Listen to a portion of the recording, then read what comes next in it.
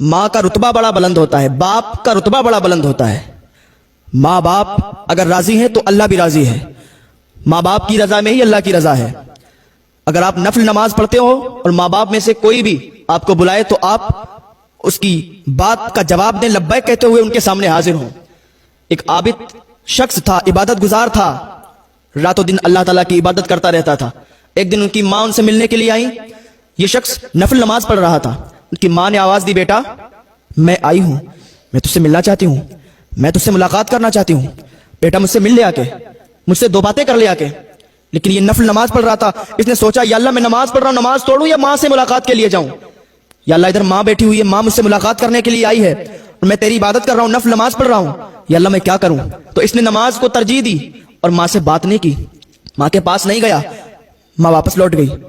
دوسرے دن پھر ماں آئی، ماں نے پھر اپنے بیٹے کو آواز دی، بیٹا میں تجھ سے ملنے کے لیے آئی ہوں، میں تجھ سے ملاقات کرنے کے لیے آئی ہوں، بیٹا دو تین باتیں مجھ سے کر لے، بیٹا میرے پاس بیٹھ جا، مجھے سکون حاصل ہو جائے گا۔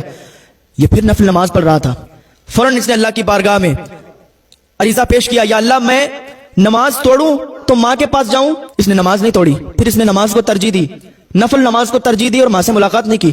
ماں کا دل ٹوٹ گیا۔